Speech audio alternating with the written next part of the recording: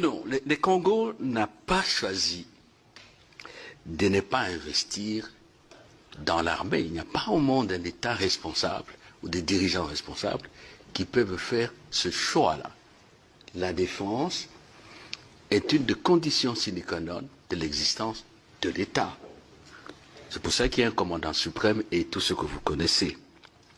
Nous n'avons pas choisi non plus de travailler avec de groupes armés.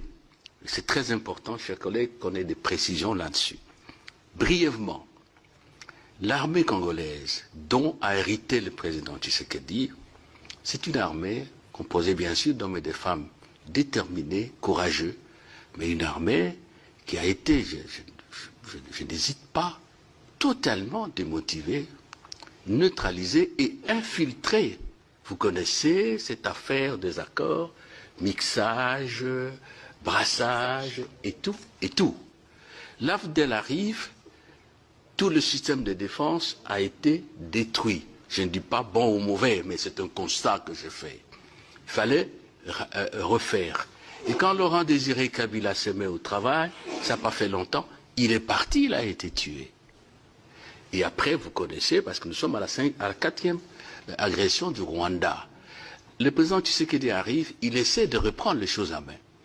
Mais il ne faut pas oublier, chers collègues, il y a eu cette affaire d'embargo qui par la suite était devenue l'obligation de déclarer les armes et les munitions qu'on achète. Je ne sais pas si un État peut créer une armée dans ces conditions-là, sous embargo. Et plus important, ce n'était pas que les achats des équipements et d'armes, la formation.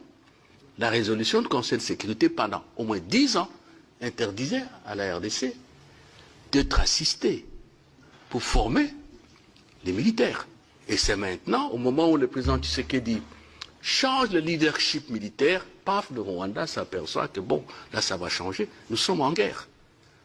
On ne produit pas sur des claquements de doigts un militaire. Le militaire, c'est une culture. Le militaire, c'est un état d'esprit. Les militaires, c'est un état physique aussi. Et notre armée a à faire face, je n'ai pas créé des incidents diplomatiques, à une multitude d'armées classiques, une multitude de bandes armées. Ce n'est pas une excuse, c'est une explication objective. Bon, chez vous ici, je m'excuse, je ne vais pas vous heurter, mais...